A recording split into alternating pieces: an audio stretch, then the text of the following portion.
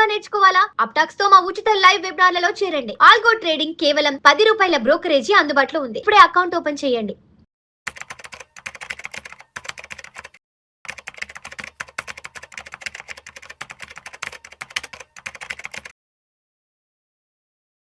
నమస్తే, welcome to Vishnu talks. నేను విష్ణు. ప్రస్తుతం నాతో పాటు AMFI registered mutual fund distributor Bonigila Salman గారు ఉన్నారు. సార్తో మాట్లాడదాం. సాల్మన్ గారు నమస్తే సార్.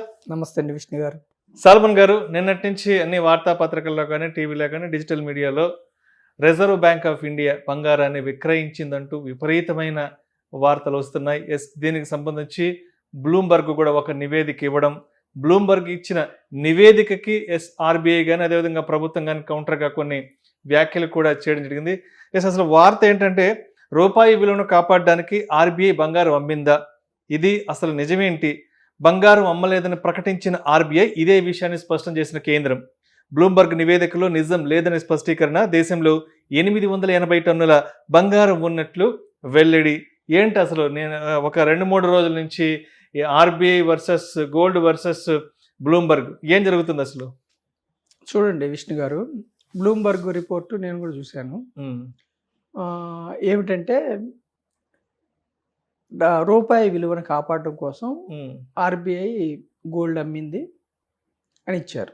అయితే reserve bank of India clarity ఇచ్చింది, మేము ఎటువంటి గోల్డ్ అమ్మలేదు, క్లారిటీ ఇచ్చింది. అంటే ఇప్పుడు చూడండి, మన రిజర్వ్ బ్యాంక్ ఆఫ్ ఇండియా దగ్గర ఫారెక్స్ రిజర్వ్స్ అంటే ఫారిన్ ఎక్స్చేంజ్ రిజర్వ్స్ సుమారుగా మన దగ్గర $680 బిలియన్ ఉంది. ఈ కన్ఫ్యూజన్ ఎందుకు వచ్చిందంటే, ఒక 6 నెలలు 1 year క్రితం $740 బిలియన్ ఉన్నది రూపాయి బలహీనపడటం వలన ఎక్స్పోర్ట్స్ తక్కువ ఉండి ఇంపోర్ట్స్ అంటే క్రూడ్ ఆయిల్, బంగారం మనం ఎక్కువ ఇంపోర్ట్ చేసుకోవటం వల్ల మన యొక్క ఫారెక్స్ రిజర్వ్స్ తగ్గిపోయింది. అలాగే కరెన్సీ ఎఫ్ఐఐలు విపరీతంగా సెల్లింగ్ వల్ల లాస్ట్ 6 months మన క్యాపిటల్ అకౌంట్ నుంచి డబ్బులు వెళ్ళిపోవటం వల్ల, డెఫిసిట్ అవ్వటం వల్ల, మన యొక్క ట్రేడ్ డెఫిసిట్ అవ్వటం వల్ల మన రూపాయి విలువను కాపాడుకోవడం కోసం ఈ యొక్క ఫారెక్స్ రిజర్వ్స్ తగ్గినాయి కాబట్టి ఇది వచ్చింది. అయితే ఇక్కడ ఏమిటంటే, ఇది ఫిజికల్గా రిజర్వ్ బ్యాంక్ ఆఫ్ ఇండియా ఎటువంటి బంగారాన్ని అమ్మలేదు. 880 టన్నులు మన దగ్గర ఉంది. అలాగే మరి ఈ కన్ఫ్యూజన్ ఎందుకు వచ్చిందంటే, వాల్యుయేషన్ అంటే విలువ, కరెన్సీ విలువ పరంగా తగ్గింది. 880 ఇప్పుడు 880 టన్నుల బంగారం విలువ $120 బిలియన్. ఎప్పుడు మే 1 కల అది మే 22కి $114 బిలియన్ పడిపోయింది. పడిపోతే రిజర్వ్ బ్యాంక్ డేటాను చూసి వీళ్ళు ఏమంటుంటే, బ్లూంబర్గ్ వాళ్ళు విలువ పడిపోవడం వల్ల అమ్మారు అనుకున్నారు. అయితే క్వాంటిటీ ఏం మారలేదు, 880 టన్నుల బంగారం అలాగే ఉంది. మరి ఎందుకు పడిపోయింది బంగారం అంటే పరిమాణం ప్రకారం అంతే ఉంది, క్వాంటిటీ మార్కెట్ వాల్యుయేషన్ తగ్గింది. మార్కెట్ వాల్యుయేషన్ కరెక్ట్ మాట చెప్పారు. వాల్యుయేషన్ తగ్గింది. $114 బిలియన్ తగ్గింది. $120 బిలియన్ ఉన్న విలువ 114 తగ్గింది. ఎందుకు తగ్గిందంటే, మే 1 కల్లా మనకి లండన్ బులియన్ మార్కెట్ అసోసియేషన్ అక్కడ ప్రకారం రేట్లు ఉంటాయి, మన బంగారపు రేట్లు. అంటే లోకల్గా మర్చెంట్స్ వేరే విధంగా ఉంటాయి, మన యొక్క ఇంపోర్ట్స్ చేసే 7 కలుపుకొని ఇది వేరే జిఎస్టీ. యాక్చువల్గా బంగారం కొలమానం LBMA ప్రకారం చూస్తే, లండన్ బులియన్ మార్కెట్ అసోసియేషన్ ప్రకారం చూస్తే, మే 1కి ఔన్స్ బంగారం ధర $4,700. మే 22కి వచ్చేవరకు తగ్గి $4,500 అయింది. దీనివలన ఏమైందంటే, $120 బిలియన్ ఉన్న విలువ ఉన్న బంగారం $114 బిలియన్ తగ్గింది. అంటే మన కరెన్సీలో 11,45,000 11,45,000 కోట్లు ఉన్న విలువ 10,98,000కి తగ్గిందనమాట. దీన్ని బ్లూంబర్గ్ వాళ్ళు అంటే వాల్యుయేషన్ తగ్గటం వల్ల వాళ్ళు ఏమనుకున్నారంటే, క్వాంటిటీ అమ్మారు అనుకుని వాళ్ళు కథనం పరచు. దీనివల్ల చాలా న్యూస్లో కానీ అన్ని చోట్ల కన్ఫ్యూజన్కి గురయ్యారు చాలామంది ప్రజలు. అందుకని సెంట్రల్ గవర్నమెంట్ కానీ రిజర్వ్ బ్యాంక్ ఆఫ్ ఇండియా కానీ క్లారిటీ ఇచ్చింది. మన యొక్క ఫారెక్స్ రిజర్వ్స్లో అండి మెయిన్ 3 కాంపోనెంట్స్ ఉంటాయి విష్ణు గారు. 1 gold, 2 SDR special drawing rights, 3 dollars forex అంటే ఫారిన్ కరెన్సీ. ఈ మూడిట్లో 17% మనం గోల్డ్, మనకున్న ఫారెక్స్ రిజర్వ్ $680 బిలియన్ 17% గోల్డ్ రూపేణ పెట్టుకుంటున్నాం. ఎస్డిఆర్స్ కొంత ఉంటాయి ఐఎంఎఫ్ దగ్గర. అయితే ఒకప్పుడు 2-3 ఇయర్స్ బ్యాక్ 12% ఉండేది. మనం డ్రాస్టికల్గా పెంచాం.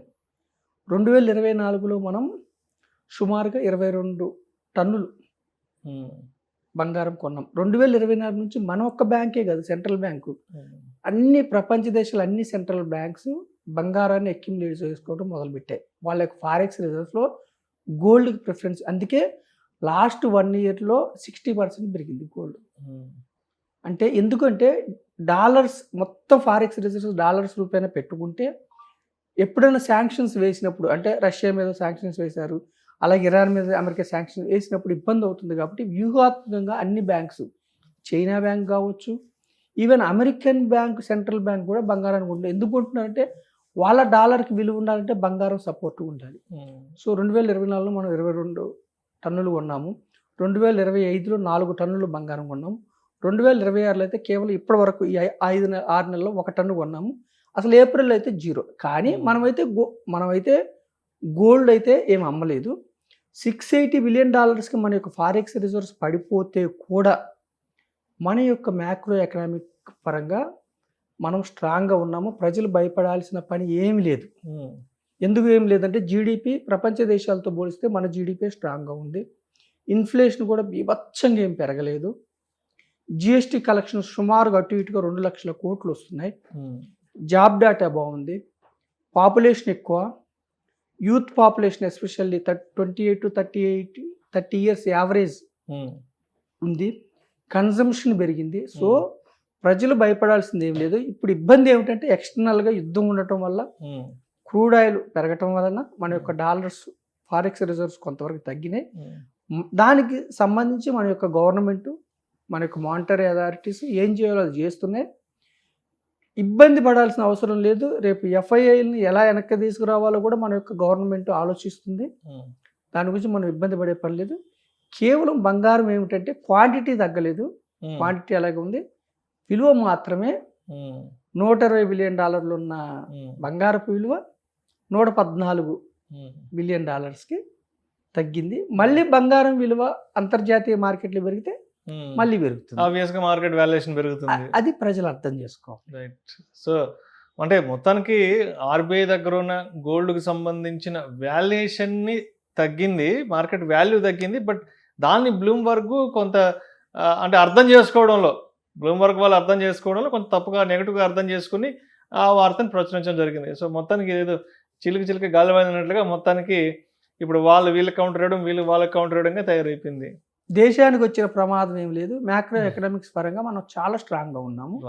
ఎక్స్టర్నల్ సెక్టర్ మన చేతిలో లేదు. చూడు, మన ఇంట్లో సమస్య అయితే మనం సాల్వ్ చేసుకోవాలి. బయట సమస్య కదా, ప్రపంచవ్యాప్తంగా అందరూ ఇబ్బంది పడుతున్నారు. అది కొలిక్కి వస్తుంది. టెంపరీగా ఏమిటంటే ఎక్స్టర్నల్ సెక్టార్ ఇబ్బందుల వల్ల కొంచెం ఫారెక్స్ రిజర్వ్స్ తగ్గి $680 బిలియన్ ఉన్నాయి. Good reserves. మనకి రూపీ విలువ కూడా కాపాడుకోవడానికి ఏం చేయాలో అది చేస్తున్నారు మనం. సో అంటే ఇప్పటి వరకు మన దేశం పడుతున్న ఇబ్బందులు, మన మార్కెట్లో పడుతున్న ఇబ్బందులు కేవలం బయట దేశాల నుంచి వచ్చిన ఇబ్బందులు, కానీ మన దేశంలో ఇంటర్నల్గా మనకు ఎటువంటి ఇబ్బందులు, మన ఎకానమీకి వచ్చిన డోకా అయితే ఎక్కడ లేదు. అండ్ జిఎస్టీ కలెక్షన్స్ కూడా చాలా అద్భుతంగా ఉన్నాయి. మార్కెట్లో మనీ రొటేషన్ కూడా బాగా జరుగుతుంది. కాబట్టి ఈరోజు జిఎస్టీ కలెక్షన్స్ కూడా ఆ రేంజ్లో వచ్చాయి. సో మొత్తానికి బ్లూమ్బర్గ్ వాళ్ళు అంటే ఆర్బీఐ దగ్గర ఉన్నటువంటి గోల్డ్ రిజర్వ్స్ని గురించి వాళ్ళు అర్థం చేసుకోవడంలో కొంత పొరపాటు వల్ల ఇదంతా కూడా జరిగిందంటారు. అంతే అండి, అంతకుమించి మీరు ఏం. Right sir. Thank you sir. Thank you so much Salman గారు. థ్యాంక్ యూ అండి విష్ణు గారు.